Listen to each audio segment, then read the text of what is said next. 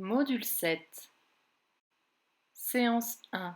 Nous avons découvert ensemble la fin de l'histoire de la chasse au caribou. Aujourd'hui, nous allons essayer de mieux comprendre cette histoire. Par exemple, on pourrait se demander pourquoi le garçon n'a-t-il finalement pas tué le caribou? Pourquoi le caribou est devenu son ami? Au début, le garçon était pourtant bien décidé à chasser le caribou. Alors aujourd'hui, nous allons revenir sur plusieurs passages de l'histoire pour expliquer ces passages, se poser des questions et mieux les comprendre. Vous vous rappelez où se trouve cette image dans le livre? Oui, c'est au début. Quand ça commence. Que dit le garçon à ce moment-là? Tu te rappelles? Il dit: C'est décidé, je vais à la chasse au caribou. Même le froid ne m'arrêtera pas. Regarde l'image en bas.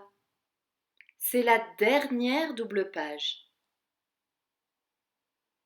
Tu te rappelles ce que dit le garçon à ce moment-là?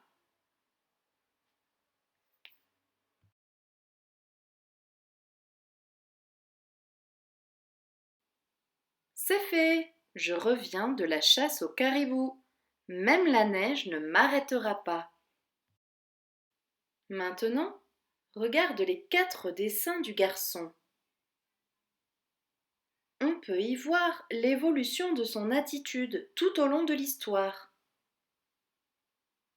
Regarde bien attentivement et décris-moi les images une à une.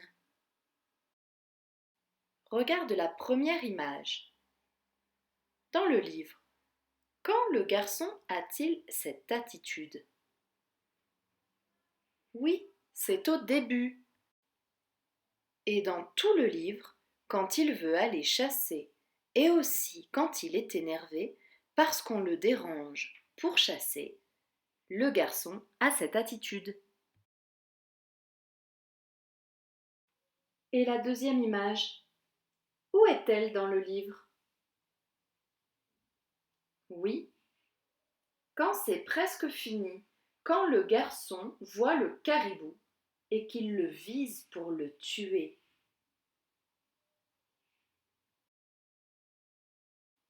Voici la troisième image. Où est-elle dans le livre? Oui, à la fin, quand le garçon voit le caribou. Comme il voit qu'il tremble, qu'il a peur, qu'il est triste de mourir, alors ça le rend triste lui aussi, et ensuite il décide de ne pas le tuer et de ne pas le manger. Regarde maintenant la quatrième image. Où est-elle dans le livre? C'est à la fin, quand le garçon est sur le dos du caribou, qu'il lui a prêté ses habits et qu'il fait une promenade sur son dos. Voici 3 dessins du caribou qui résument son comportement à la fin de l'histoire.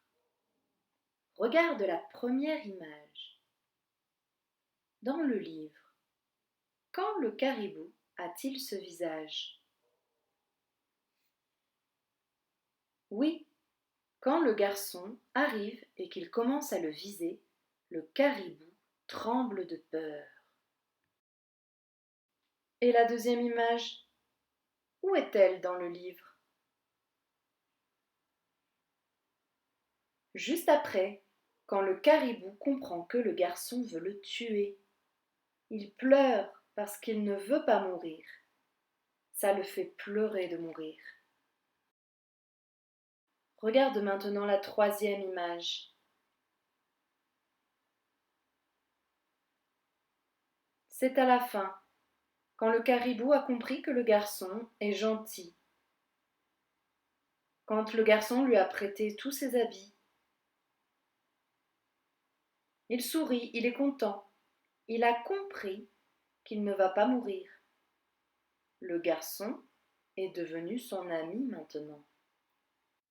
La fin de l'histoire nous enseigne que les personnages peuvent changer d'émotion.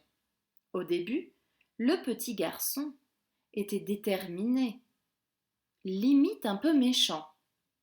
Il voulait à tout prix chasser le caribou. Il a affronté les autres animaux, le loup, le lynx, l'ours. Mais lorsqu'il voit le caribou, il se radoucit. Ses émotions changent. Il a de la peine pour lui, car il le voit pleurer, il le voit trembler. Il voit que le caribou a peur. Le caribou aussi a changé d'émotion. Quand il voit le petit garçon au début, il tremble, il a peur. Ensuite, il se rend compte que le garçon n'est pas si dangereux que ça, qu'il peut devenir son ami. Il devient donc plus joyeux, il devient heureux, il cesse d'avoir peur. Sur la page suivante, tu vas pouvoir écouter des questions. Essaye d'y répondre, elles te permettront de mieux comprendre l'histoire.